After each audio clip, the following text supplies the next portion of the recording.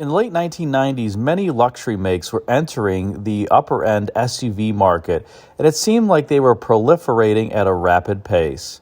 The Mercedes-Benz M-Class, Range Rover, Lexus LX, and in particular, Ford's release in 1998 of the Lincoln Navigator all spurred Cadillac on to enter the upper-end luxury SUV market. While some previous General Motors senior managers explicitly articulated that Cadillac would never have an entry in the SUV space, it simply was too large of a market by this point to forget about.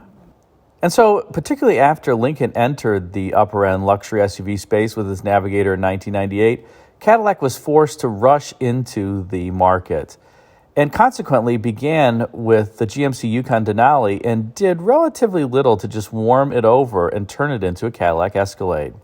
More specifically, the only real differences between the Yukon Denali and the Cadillac Escalade included a different emblem on the front grille, the front doors, the rear tailgate, the steering wheel, and some of the embroidery on the front seat and various interior trim bits.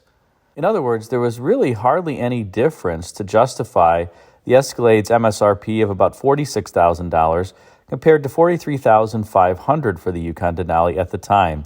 It's kind of laughable as these MSRPs honestly seem rather cheap compared to the current MSRPs of Cadillac Escalades and Yukon Denalis today.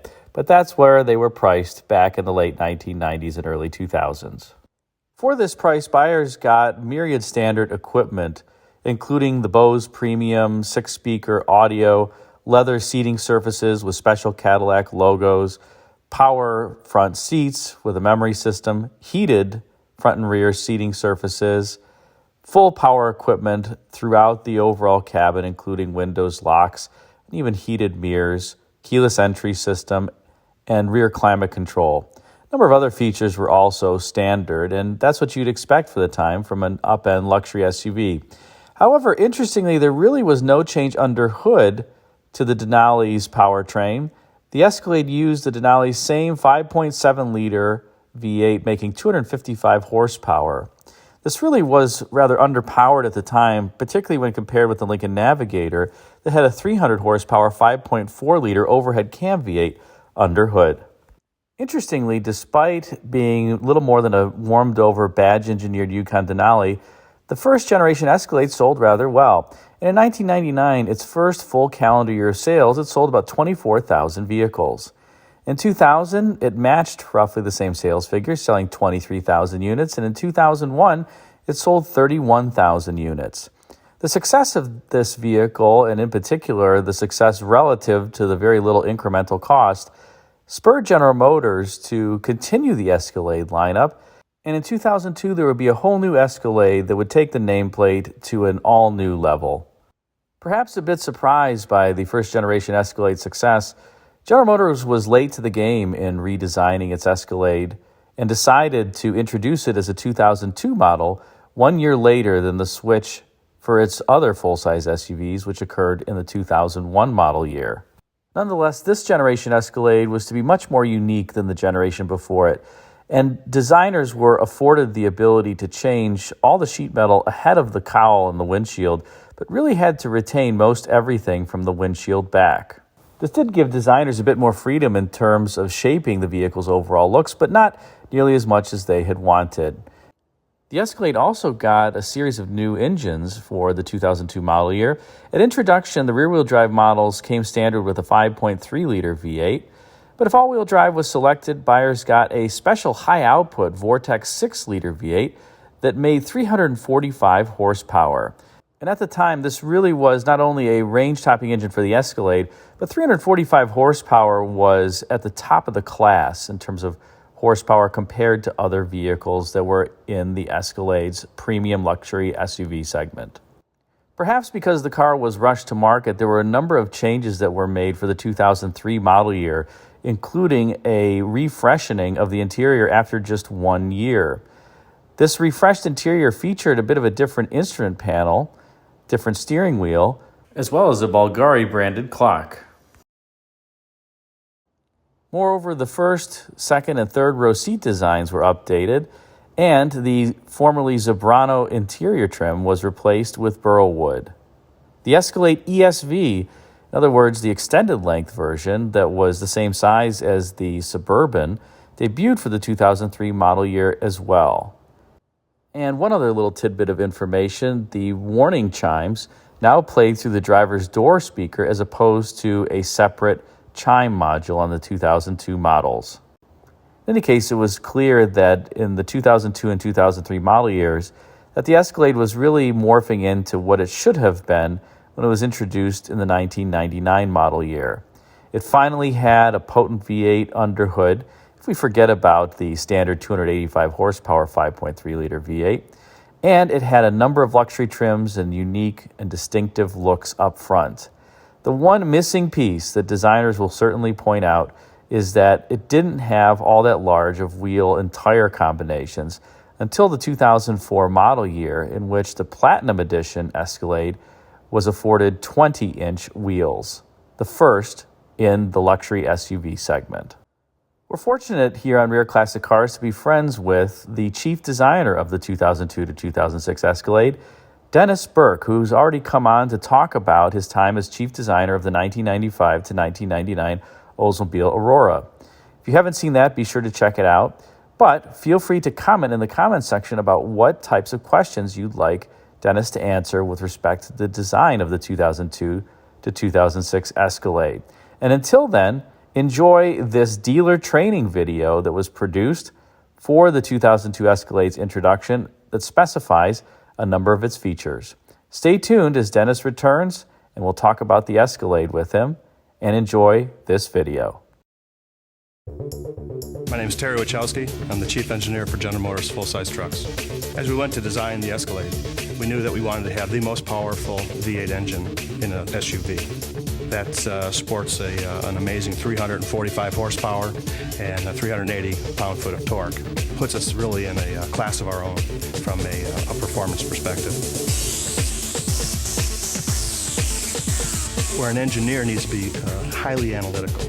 Designers come from the opposite end. They're the antithesis of that, and they want to simply express the image of the vehicle and the character of that vehicle, and they want to do that with no limits. We knew going into this that this Escalade was going to be the finest SUV that we've ever made.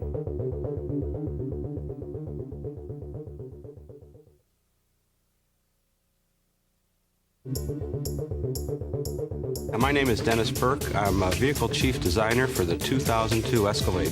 The 2002 Escalade is the first production Cadillac to take the design and technology philosophy that Cadillac has embarked on and really bring it to the road. The shapes are very crisp, bold, precise looking. There's a strong presence to this vehicle up front. My philosophy on the front of a vehicle is like a person's face. That's what you remember most. Well, I think most people are going to agree that this is the boldest Cadillac to come down the pike in a while.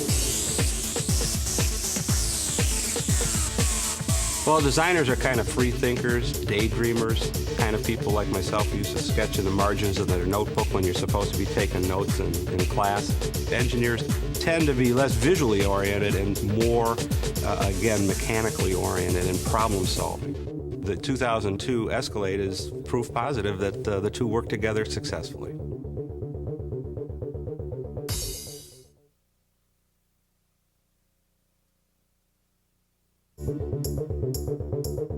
My name's Jerry Blackburn. I work at General Motors. The Bose Acoustimass system in the 2002 Escalade is incredible. We have a 250 watts worth of power.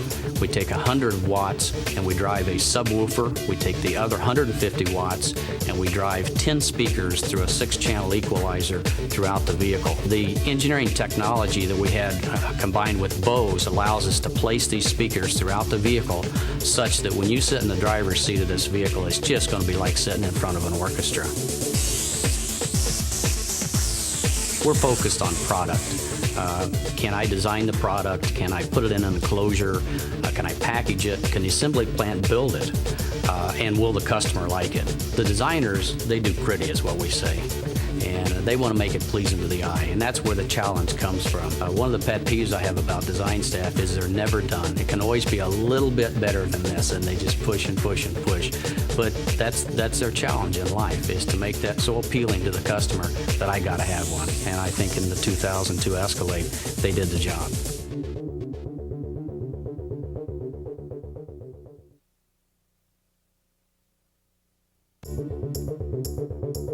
My name is Muriel Finken. I'm the Total Vehicle Integration Engineer on the Cadillac Escalade. The 2002 Escalade is the only luxury SUV with the executive assistance of OnStar. OnStar is one of the tools that we give to the customer that truly benefits the customer. You can make reservations for hotels, you can order flowers, you can use it to help monitor what your stocks are doing. OnStar really brings together what the customer needs in a vehicle.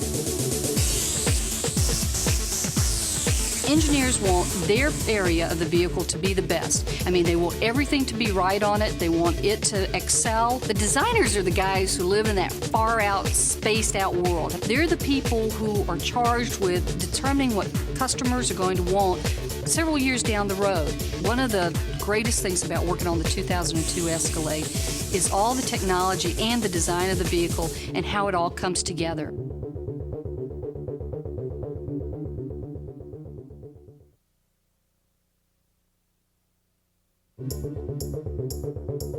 I'm Doug Cecil. I work with General Motors. I'm an engineer. I'm responsible for the stability enhancement system that we call StabiliTrack. StabiliTrack helps the driver maintain control of his or her vehicle during difficult driving conditions such as snow or ice or driving on wet pavement. It also provides significant benefits during emergency maneuvers such as if you have to swerve suddenly to avoid something in the road ahead of you. You can think of StabiliTrack as providing improvement to your steering similar to what ABS does for your brakes. You won't use it every day, but it's always there when you need it. Well, engineers are very logical, very practical. We end up, by the nature of our business, having to focus quite a bit on details. I admire designers' creativity and their freedom to think broadly and to try new ideas and to be somewhat less constrained from the details that engineers have to always focus on.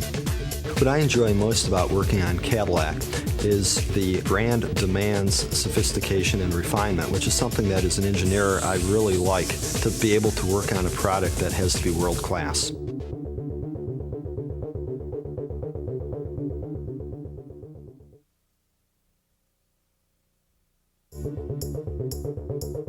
My name's Keith Seymour, and I'm a vehicle engineer in the integration group. Ultrasonic rear park aid works by using ultrasonic sensors that are mounted in the rear fascia, and those emit a signal and then receive a signal to give the driver an indication both visually and by way of a chime when you're backing up and approaching an object. Design and technology combine for ultrasonic rear park aid in that you have to have the technology to be able to do this, but it has to look integrated into the vehicle. I'm an engineer, and that's by genetics, by training, and by preference. I think what I admire the most about designers is they're very passionate about what they do, and they're very intense when it comes to choosing just the right grain or just the right radius for a particular component. What I enjoy most about working on Cadillacs is the mission is very clear, and it's simply to be the best.